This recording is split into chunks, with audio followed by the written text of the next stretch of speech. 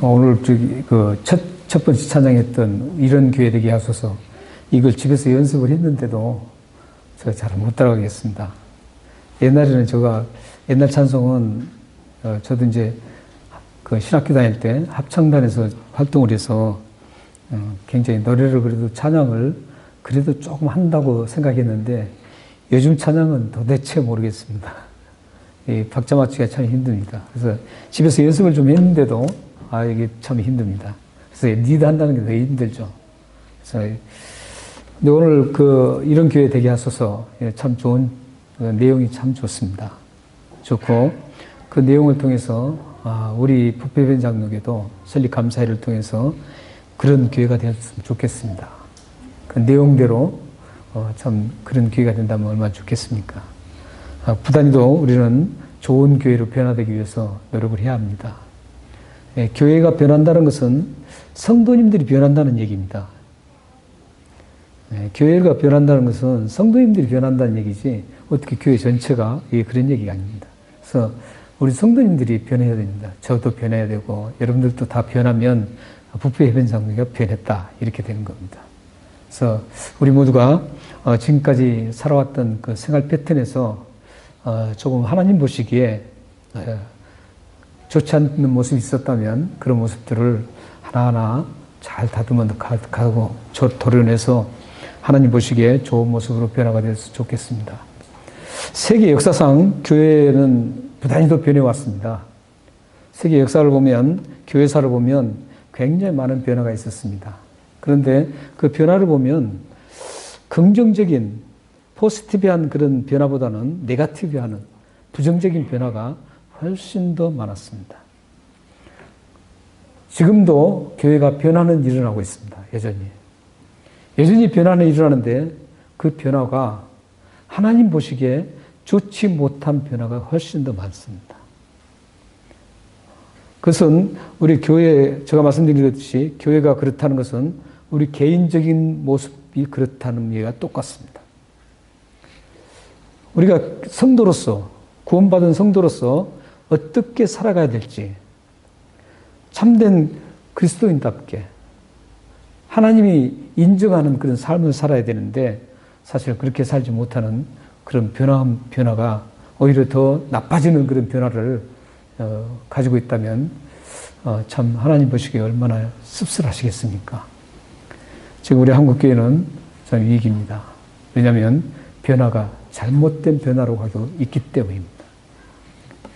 오늘 본문 말씀은 예수님께서 우리 죄를 용서해 주시기 위해서 이제 십자가에 죽으실 주간이 되었습니다. 십자가에서 죽기 전에 이제 죽으시기 전에 이제 예루살렘으로 올라가셨습니다. 예루살렘에 올라가셨는데 그 한 주간 동안 이제 마지막 고난주간이라고 그럽니다. 예수님이 십자가에 죽기 전 그 한 주간을 고난주간이라고 그러는데 그 고난주간에서 가장 첫 번째로 하셨던 사역이 무엇이냐면 오늘 본문입니다. 예수님께서 가장 고난주간에 마지막 지금 일주일을 남겨두고 그 일주일에 가장 중요한 일들을 진행하십니다. 하시는데 그 진행 중에 가장 첫 번째가 뭐냐면 성전 청결입니다. 오늘 본문 말씀입니다. 오늘 본문 말씀은 성전 청결에 대한 말씀인데 가장 예수님께서 왜 얼마나 시간이 촉박합니까? 한 주간이면 굉장히 촉박하죠. 그런 한 주간에 가장 촉박한데 맨 처음 왜 성전 청결을 하셨을까요? 여러분들도 어느 정도 짐작하시겠죠. 일주일 동안 성전 청결뿐만 아니라 일주일 남겨놓고 그 하셨던 것은 중요하다고 생각했겠죠. 그런데 거기에서도 가장 중요하게 생각했던 게 바로 이 성전을 깨끗하게 청소하는 것이었습니다. 성전 청결을 깨끗하게 청소하는 것은 이렇게 그냥 클리닝 한다는 뜻이 아닙니다. 너 집어넣은 어떤 종이 같은 걸 줍고 또 백큐으로 백큐하고 이런 게 아닙니다. 마법 쓰고 그런 게 아닙니다. 그 청결이 아니라 그 성전 안에서 이루어진 그 잘못된 것들, 이것들을 깨끗하게 청소했었던 겁니다. 예수님께서 가장 중요하게 여겼던 게 성경 청결이기 때문에 지금 이 시대에 여전히 예수님께서 가장 중요하게 여긴 게 뭐냐면 교회를 향해서 교회 청결입니다. 잘못되게 변화됐던 것들, 이것들을 깨끗하게 정리해야 됩니다. 만약에 우리 부패현 장로교에 잘못된 것들이 있다면 그것은 성경적으로 봤을 때 하나님이 보실 때 이게 아니다 이런 거 있다면 그것은 반드시 청결해야 돼요. 처분해야 됩니다. 지금 성전을 청결하는 것도 그런 의미입니다. 예수님께서 성전 청결을 하셨는데 어떻게 하셨는지를 15절, 16절 말씀을 함께 읽겠습니다. 어떻게 성전 청결을 하셨는지 한번 15, 16절 함께 읽겠습니다. 자, 시작. 그들이 예루살렘에 들어가니라. 예수께서 성전에 들어가사 성전 안에서 매매하는 자들을 내쫓으시며 돈 바꾸는 자들의 상과 비둘기 파는 자들의 의자를 둘러붙이며 아무나 물건을 가지고 성전 안으로 지나다님을 허락하지 아니하시고. 네. 여기 보시면 매매하는 사람들을 성전 밖으로 내쫓았습니다. 그리고 돈 바꾸는 사람들, 환전하는 사람들이죠. 돈 바꾸는 사람들을 상을 엎었습니다. 그리고 비둘기 파는 사람들의 의자를 엎었습니다. 사실 이 문맥을 이해하기 위해서는 성전 구조가 어떻게 됐는가를 좀 이해하셔야 됩니다. 지금 성전 안에서 이루어졌다 그러죠. 예수님 성전에 들어가셔서 하신 일입니다. 그렇기 때문에 이 성전 구조를 좀 이해를 하셔야 됩니다. 성전 구조는 어떻게 이루어졌냐면 어디까지 들어갈 수 있는 자격이 있느냐, 어떤 사람이 어디까지 들어갈 수 있느냐, 그 자격에 의해서 이 성전 구조가 이루어졌습니다. 맨 바깥들이라고 하는 곳이 있습니다. 성전이 중심에 있고 그 다음에 바깥들이 있었는데 이 바깥들은 이방인들만 들어갈 수 있는 곳입니다. 이방인들이 들어갈 수 있는 곳입니다. 거기는 이제 뭐 유대인들은 당연하게 들어갈 수 있죠. 왜냐하면 그 길을 통과하고 들어가야 되니까요. 이방인들에게 개방을 했습니다. 그리고 이방인들도 성전 주위에서 함께 참여할 수 있게 했습니다. 그리고 조금 더 들어가면 이제 이스라엘 여인들이 들어가는 뜰이 있었습니다. 4개로 구분되어 있는데 두 번째는 조금 더 들어가면 그러니까 이스라엘 여인들의 뜰이 있었습니다. 그걸 보고 여인들의 뜰이라고 합니다. 그리고 거기서 좀 더 들어가면 이제 이스라엘 남자들만 들어갈 수 있는 곳. 이제 거기까지는 여자들이 못 들어갑니다. 이스라엘 남자들이 들어갈 수 있는 그 뜰이 있었습니다. 그래서 그 뜰을 이스라엘 사람들의 뜰이라 이렇게 명명했습니다. 그리고 이제 거기서 이제 가장 핵심인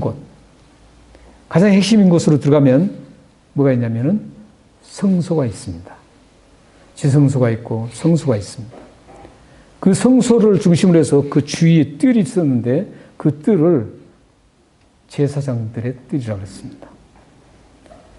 그 뜰에는 이스라엘 남자들도 들어갈 수가 없습니다. 제사장들만 들어갈 수 있습니다. 이렇게 해서 네 구조로 되어 있습니다. 네 구조로 되어 있는데 오늘 예수님께서 행하셨던 그곳이 어디냐면 맨 바깥에 있는 이방인의 뜰에서 지금 이루어졌던 사건입니다. 이방인의 뜰에서 예수님께서 지금 매매하는 사람들을 쫓아냈습니다. 그리고 환전하는 사람들을 이제 그 상을 엎었습니다. 그리고 비둘기를 놓고 파는 사람들, 이 사람들의 의자를 엎었습니다. 그런데 사실은 이 사람들의 행위는 당연한 겁니다. 왜냐하면 당시에 이때는 지금 유월절을 유월절 기간이었습니다. 유월절을 지금 이제 맞이해서 유월절이 되면 이스라엘 백성들은 각 지방에서 다 예루살렘으로 올라옵니다. 올라와서 그 성전으로 이제 갑니다. 성전으로 가는데 이 이스라엘 각 지방뿐만 아니라 해외에 사는 해외에 사는 디아스포라들도 다 많은 사람들이 옵니다. 그래서 이스라엘 지방뿐만 아니라 해외에서 오는 사람들이 하나님 앞에 희생 제물을 드려야 되는데 희생 제물을 드리기 위해서는 짐승을 끌고 와야 되죠. 가깝게 있는 사람들은 끌고 올 수 있죠. 예루살렘하고. 그러나 지방이나 해외에서 온 사람들은 이 짐승을 가져올 수가 없는 겁니다. 희생제사는 드려야 되는데. 그래서 이 이방인의 뜰에서 그 성전에서 짐승을, 동물들을 이제 파는 겁니다. 가져올 수 없습니까요? 그리고 이제 환전도 합니다.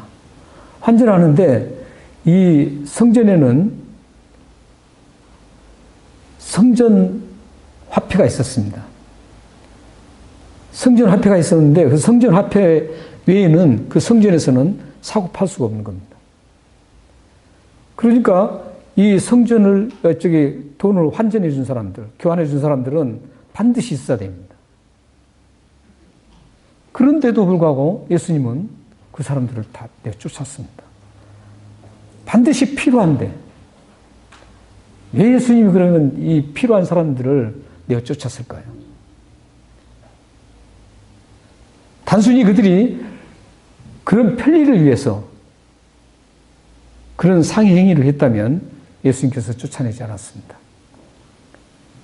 그런데 동물을 예를 들어서 이제 양이라든지 양을 이제 비유를 하겠습니다. 돈 많은 사람은 소입니다. 이 양을 이제 가져오지를 못했죠. 그런데 가까이 있는 사람이 양을 가져온단 말이죠. 가져오면은 그거 가지고 자기는 나름대로 가장 좋은 걸 가져왔어요. 가져와서 하나님 앞에 희생제사를 드리려고 합니다. 그런데 그 판결하는 사람이 제사장이었습니다. 이걸 적합하다, 적합하지 않다. 그 판결을 누가 했냐면 제사장이 했습니다. 그런데 이렇게 가져오면은 판결에 해서 적합하지 않다라고 대부분 승인을 해주지 않습니다. 승인을 해주지 않아요. 그런데 그 성소 내에서 사면 그냥 승인이 떨어지는 거예요. 왜 그랬을까요? 이 장사하는 사람들이 제사장들에게 뇌물을 먹이는 겁니다. 뇌물을 먹여요. 그래서 뇌물 받는 게 대단할 거 아니에요. 돈을 버는데 이 장사하는 사람뿐만 아니라 제사장들도 대단하게 돈을 벌 수 있는 기회의 날입니다. 그래서 그 돈 일부가 누구한테로 가냐면 당시에 대제사장이었던 가바야에게 가고 그 장인이 누구냐면 안나스인데 안나스한테도 갑니다. 그래서 이 두 사람은 굉장히 악한 대제사장이거든요. 예수님을 죽인 제사장들입니다. 이 사람들이 그렇게 축적을 해가고 굉장한 니치맨들이었습니다. 돈 바꾸는 것도 그렇죠. 돈 바꾸는 것은 어떻게 했냐면 환전하면 환전 수수료를 받았습니다. 수수료를 받았는데 그것은 정말 굉장히 뭐라 그러죠? 요즘에 그 말이 정말 이게 뭐 논하는 거죠. 그걸 하면은 돈만 바꿔주고 계속 수입이 있으니까 전 이스라엘 백성이 다 오니까 말이죠. 얼마나 많은 돈을 축적할 수 있겠어요. 수수료를 받아서. 근데 그 수수료를 받아서 또 제사장들 그 장사하도록 환전을 승인한 사람 제사장들에게 또 돈을 줍니다. 뒷돈을 주는 거죠. 이렇게 해서 온통 불법, 부정부패입니다. 그걸 예수님께서는 지금 청소하는 거예요. 정당했다면 예수님께서 그러지 않죠. 정당했다면 그렇지 않았는데 이렇게 부정부패가 심하니까 이 하나님의 그 성전에서 그런 아주 못된 행위들을 하고 있으니까 이제 처분하는 겁니다.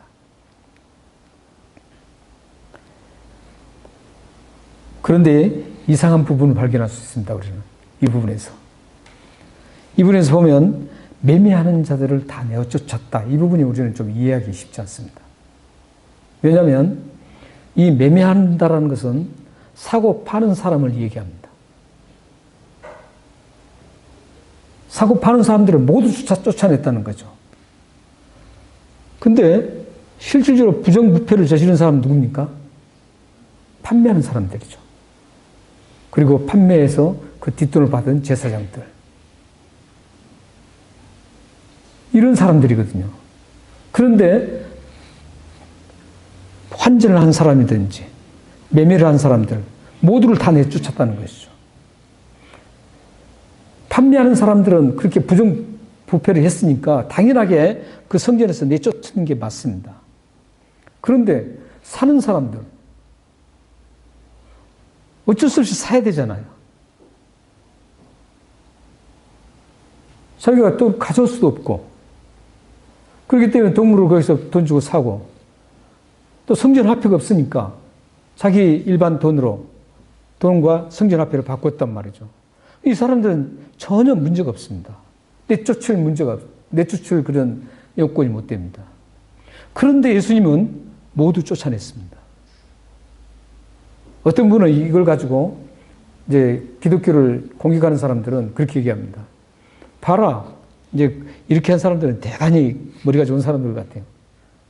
봐라, 예수님이 이렇게 구분도 못하지 않냐 이렇게 얘기합니다. 그런데 왜 그러면 예수님이 구입한 사람까지 쫓아냈을까요? 그것은 레위기서를 한번 보면 됩니다. 레위기서를 한번 읽겠습니다. 떼었어요? 20장 4절에서 5절 한번 읽겠습니다. 시작.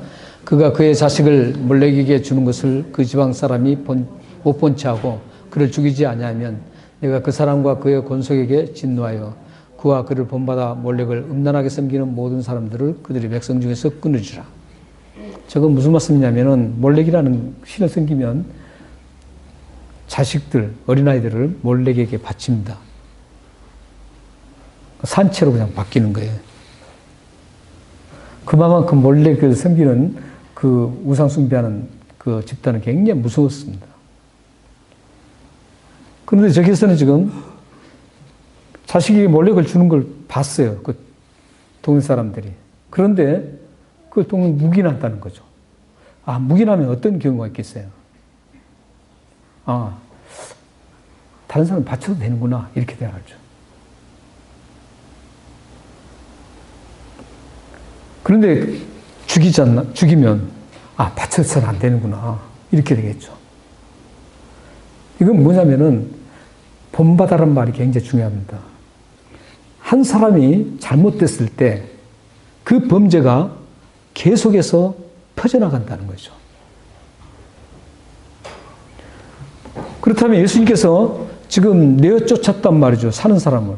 왜 쫓았느냐면, 분명히 범죄인 줄 알아요. 잘못된 걸 알고 있습니다. 사는 사람이. 저 사람들이 우리가 부정부패한 그거 다 알잖아요. 아는 것처럼 그게 한두 번도 아니고 계속 수십 년 동안 계속되고 쌓이는 그 모습을 보면 모르겠어요. 이 사는 사람들도 그걸 알아요. 알고 사는 겁니다. 이것은 뭐냐면 방조죄입니다. 방조를 하는 겁니다.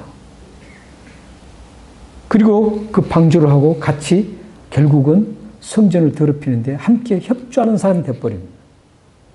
그렇기 때문에 아예 그런 걸 전체를 다 정리하는 차원에서 예수님께서 사는 사람까지도 쫓아낸 겁니다. 우리 현대 지금 한국교회 목사님들은 세 그룹이 있다 그래요. 세 그룹. 세 그룹으로 나눠져 있답니다. 한 그룹은 큰 교회를 이루는 목사님들. 그리고 또 한 그룹은 지금은 큰 교회가 아니지만 앞으로 큰 교회를 이루겠다는 꿈을 꾸는 목사님들. 그리고 한 그룹은 교회의 크고 작은 걸 떠나서 어떻게든 하나님 말씀으로 교회를 세우고자 하는 그런 목사님들. 세 그룹이 있다 그래요. 근데 첫 번째 그룹 큰 교회 목사님, 사역을 하는 목사님과 큰 교회를 꿈꾸는 목사님들이 약 87%라고 합니다. 대단하죠? 87%가 그렇게 큰 교회를 하든지 아니면 큰 교회를 꿈꾸는 목사님들입니다. 87%가. 겨우 13%가 바르게 목회하려고. 하나님 보시기에 좋은 목회. 크고 작고 떠나서. 그렇게 몸부림치면서 척박하고 좁은 길로 몸부림치면서 가는 목사님들이 13%밖에 안 됩니다. 정확하게는 않겠죠. 하나님 정확하게 알겠죠. 그러나 이 통계를 보면서 저는 한국교회 상을 쭉 돌아보고 주위에 있는 목사님들을 쭉 한번 생각해 봤어요. 한국의 친구들 목사님도 생각을 해 봤어요. 근데 그거 맞는 것 같아요.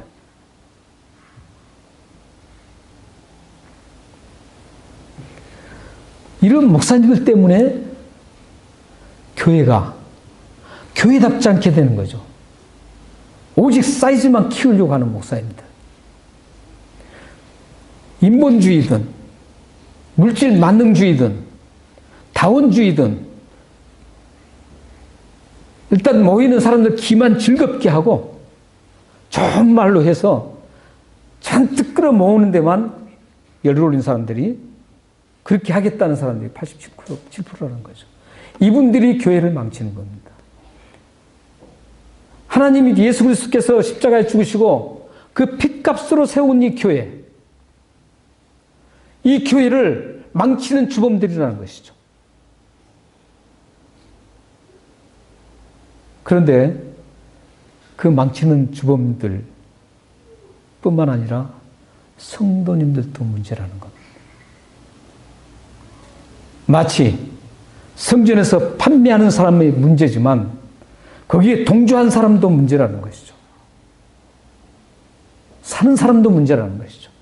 그런 것처럼 이 교회 주범은 목사님이지만 잘못되게 간 것은 목사님이지만 그 잘못된 가면은 그것을 가지 못하도록 해야 되는 거죠. 그리고 거기에 협조를 안 해야 됩니다. 동조를 하면 안 됩니다. 그런데 얼마나 많은 교회들이 다 그렇게 동조를 합니까? 그러니까 저렇게 엄청난 일들을 벌이죠. 우리 한국에서 유명한 서초동에 있는 교회 보세요. 그 교회는 막 그 성도들은 너무 좋다는 거예요. 그런데 객관적으로 보면 그 교회 하는 모습과 그 담임하는 목사님의 모든 것들을 보면 하나님이 좋아하지 않습니다. 그런데도 불구하고 거기에 적극적으로 협조합니다. 동조합니다. 따라갑니다.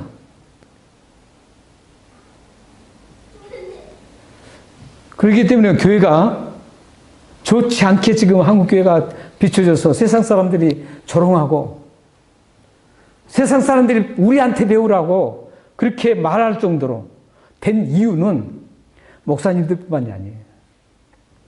성도님들도 똑같은 책임이 있다는 겁니다.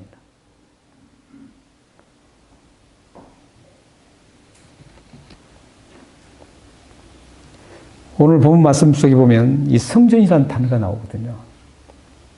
성전이라는 단어가 뭐냐면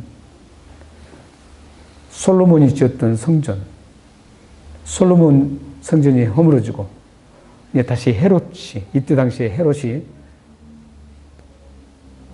솔로몬 성전보다 더 웅장하게 지었습니다. 더 웅장하게 지었는데 그 성전을 지금 말하는 거 아닙니다.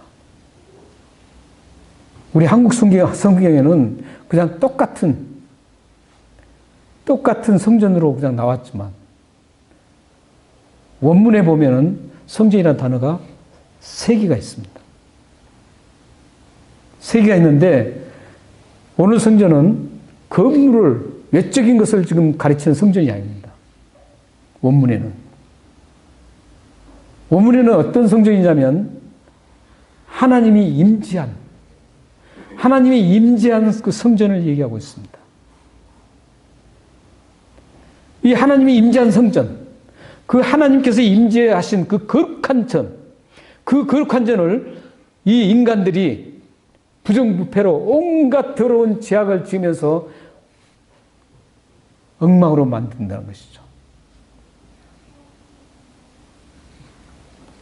그래서 예수님께서는 이제 그 성전을 똑같은 개념으로 나의 집이라고 지금 표현한 겁니다.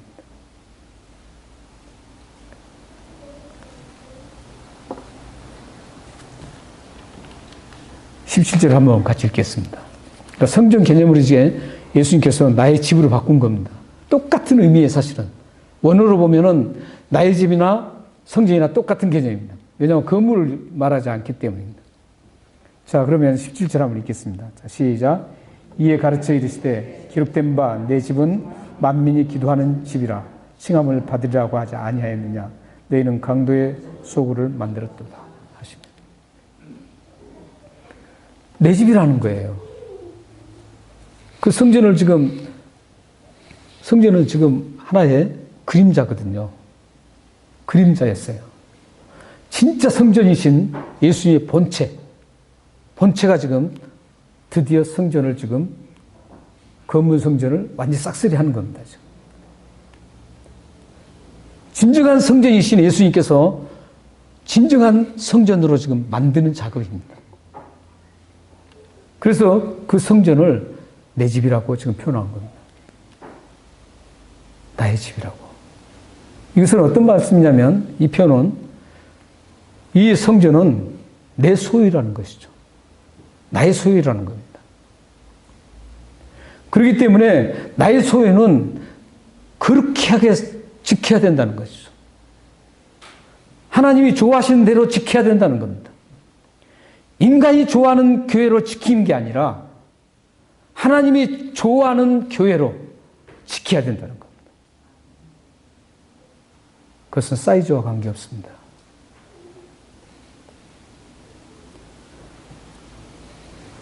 그럼 이 교회, 나의 집, 이 교회, 이 개념은 예수 그리스도의 십자가의 죽으심으로 핏값으로 산 겁니다.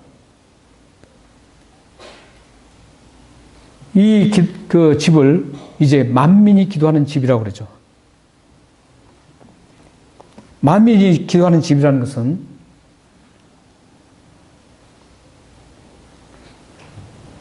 이사야서에서 나온 말씀입니다. 이사야서 이미 예언을 했었습니다. 만민이 다 와서 하나님 앞에 예배할 때가 있다. 그래서 여기서는 지금 하나님의 집, 만민이 기도하는 집, 이것은 하나님이 임재하는 곳에서 하나님과 속삭인다 이런 뜻입니다. 그러니까 하나님이 임재하지 않으면 하나님과 속삭일 수가 없습니다. 그게 바로 교회입니다. 여러분들입니다.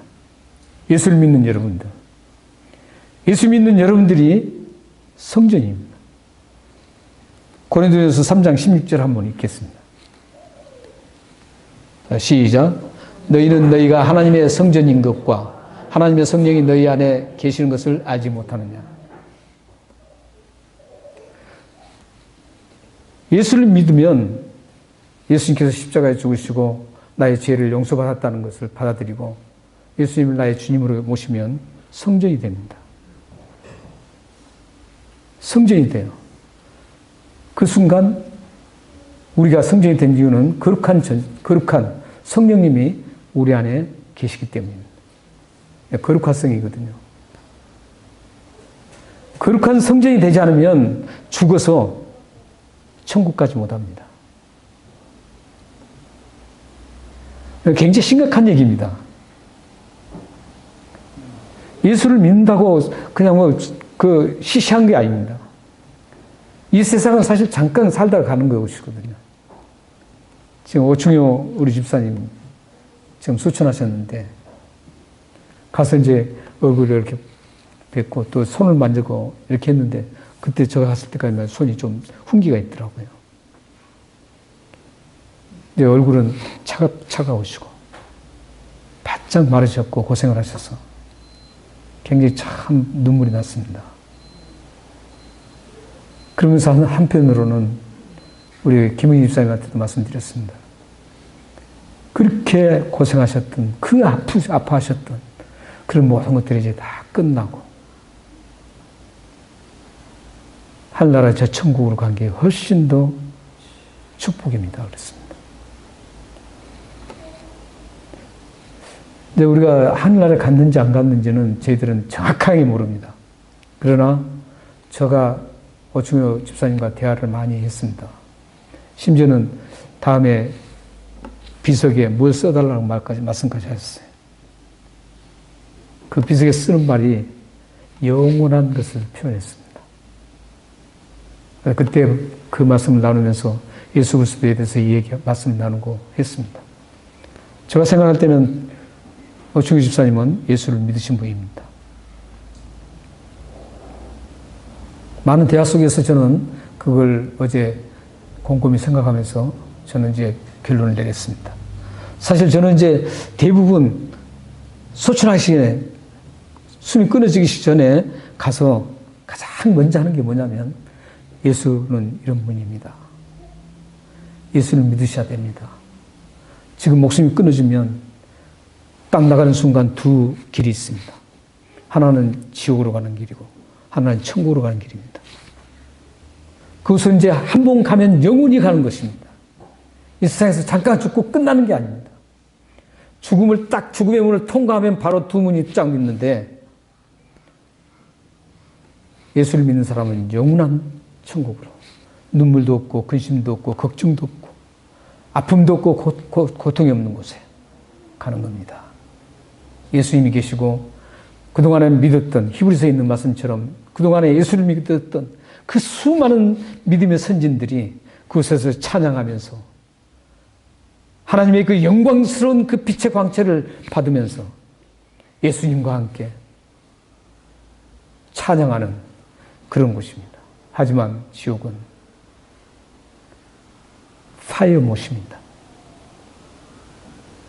식지 않는 이 세상에 있는 모든 화산이라든지 용광로 이런 모든 뜨거운 것들을 다 동원해도 지옥의 뜨거움과 비교할 수 없습니다. 차라리 거기서 죽어버리면 되는데 죽지 못하고 영원토록 고통 속에 있다는 것이죠. 그 얘기를 요약해서 전해드립니다. 그리고 예수를 믿으면 죄를 용서받아야만 거룩한 사람이 됩니다. 이 세상 사람들은 거룩한 사람 아무도 없습니다. 왜냐하면 거짓말 한 번이라도 했으니까요. 거짓말 한 번이라도 하면 그것은 죄가 묻었기 때문에 거룩할 수가 없습니다. 그러나 예수를 믿으면 모두가 어떤 사람이든지 깨끗하게 예수 그리스도의 십자가에 죽으신 그 보혈의 피로 깨끗하게 씻어주십니다. 예수 그리스도가 이 땅에 오신 목적이 바로 그 목적 때문에 왔기 때문입니다. 그렇게 소개하고 예수 믿으십니까? 이렇게 마지막으로 제가 그렇게 하거든요. 최근에 이제 소천하신 우리 임영은 선생님. 그분도 철저하게 아프셨을 때 집에 방문도 못하게 하셨어요. 근데 우리 권사님께서 설득하셔서 집에 방문을 하게 됐습니다. 저는 그 방문을 권사님도 그런 목적이 있었지만 저도 방문하면 이제 그런 목적을 가지고 가죠. 그래서 저는 이제 세례를 드리려고 세례를 준비를 했습니다. 세례를. 그리고 세례에 물 담는 그 세례찬을 가져갔습니다. 그리고 저는 차에다 내놨어요. 차에다 놓고 가서 말씀을 나누고 대화를 나누고 예수님을 믿는다 그러면 제가 세례를 베풀려고 했습니다. 그래서 대화를 나눴습니다. 나눴는데 예수님을 믿는다는 거죠. 그래서 제가 차에 가져가서 세례를 베풀었습니다. 그리고 마지막 돌아가시기 전에도 제가 확인을 했습니다. 그게 가장 중요하거든요. 확인했는데 예수님을 믿었습니다. 사실 임정현 선생님은 교회를 안 나오셨잖아요. 그런데도 예수를 믿으셨습니다. 지금 저는 그 고백이 확실하다고 생각합니다. 지금 천국에 계실 겁니다. 가서 만날 수 있습니다. 그러니까 오승효 어르신도 좀 그렇게 하고 싶었지만 못했습니다. 그러나 평상시의 대화 속에서 그분도 천국에 입성했을 거라고 저는 생각합니다. 우리는 이렇게 이 세상에 잠시 살다 갑니다. 가는데 정말 예수를 믿고 거룩한 백성이 돼서 교회가 되느냐, 교회가 되지 않느냐, 성전이 되느냐, 성전이 되지 않느냐는 굉장히 중요한 얘기입니다. 여러분들이 뭐 굉장히 오래 사실 것 같죠? 아닙니다. 저도 굉장히 오래 살 줄 알았어요. 근데 여기저기 아픈 거 보니까 저도 이제 가야 되는구나 생각을 하고 있습니다, 요즘에는. 옛날에는 전혀 생각 안 했어요. 저는 안 갈 줄 알았어요. 자신 있었어요. 막 건강도 좋고, 목사님들하고 운동하면 저를 당할 사람이 없었거든요. 그래서 목사님 세계에서는 제가 키가 작지만 아주 운동에 이거라 그럽니다. 저를.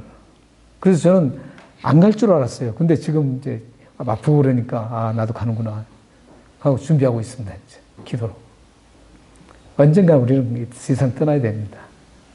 근데 우리의 존재가 보면 떠나고 마는 존재가 아닙니다. 눈 하나를 생각해 보십시오. 귀 하나를 보십시오.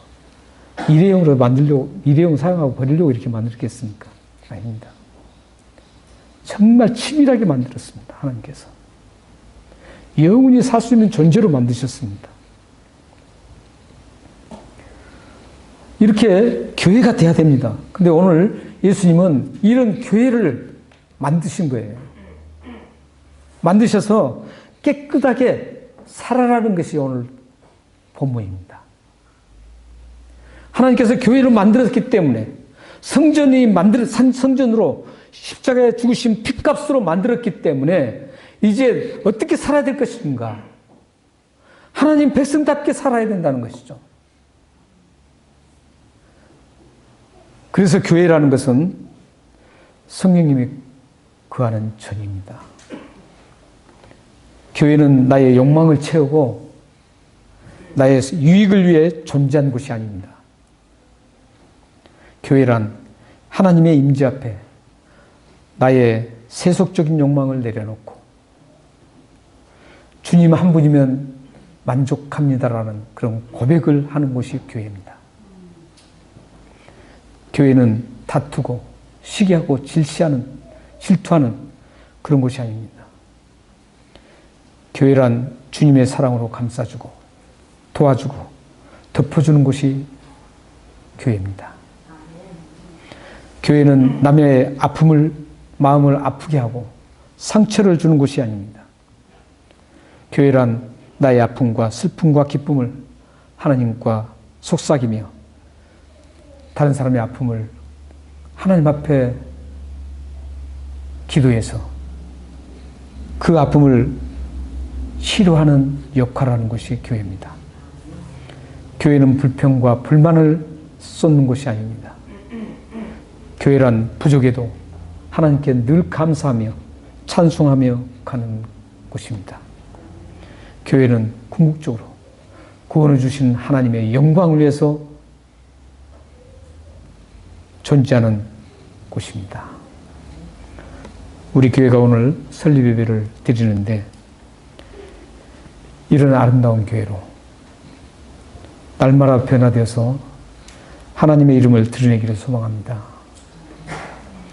교회 되신 여러분들과 여러분 가정과 자녀들이 이곳에 모인 모든 분들이